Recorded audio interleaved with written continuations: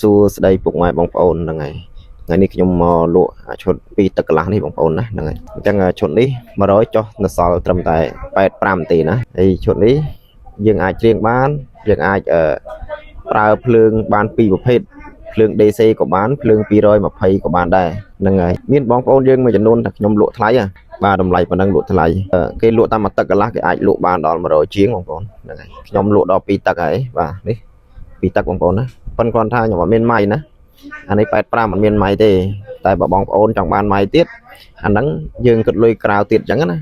ព្រោះខ្ញុំចង់ឲ្យបងប្អូនមានជំរឿទិញរបស់ល្អៗយកទៅប្រើអញ្ចឹងណាខ្ញុំមកចង់ដាក់ថែមម៉ៃឲ្យទៅវាផ្លែលោម៉ៃហ្នឹងវាច្រៀងអត់ព្រោះនេះម៉ៃវាបងប្អូនណាហ្នឹងហើយម៉ៃនេះព្រោះទម្ងន់វា4ខាំជាប្រភេទម៉ៃដែកអាលុយមីញ៉ូមហើយប្រើជាមួយនឹងដុំ wireless អញ្ចឹងមកបងប្អូនដុំ wireless នេះស្អាតណា logo វាដូចស្ដេះអញ្ចឹងបងប្អូន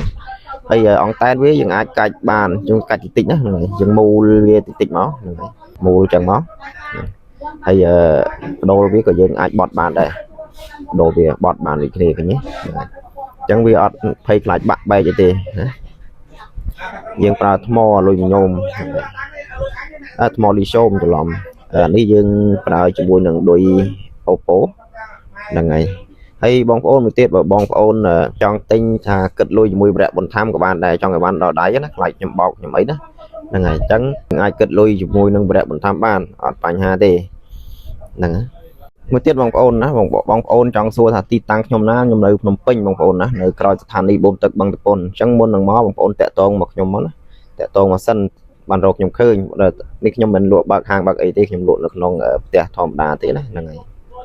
ហ្នឹងហើយបងប្អូនរាល់ព័ត៌មានលម្អិតផ្សេងទៀតបងប្អូនអាចចូល Telegram ខ្ញុំ page ក៏បានដែរណាហ្នឹងហើយតាក់ទងខ្ញុំតាមលេខក៏បានតាម page ក៏បាន Telegram ក៏បានដែរសួរព័ត៌មានលម្អិតចង់រៀបឈុតតូចឈុតធំប៉ុណ្ណាប៉ុណ្ណីអីបងប្អូនអាចតាក់ទងខ្ញុំបានណាសួរព័ត៌មានណាបាទអរគុណច្រើនជម្រាបលា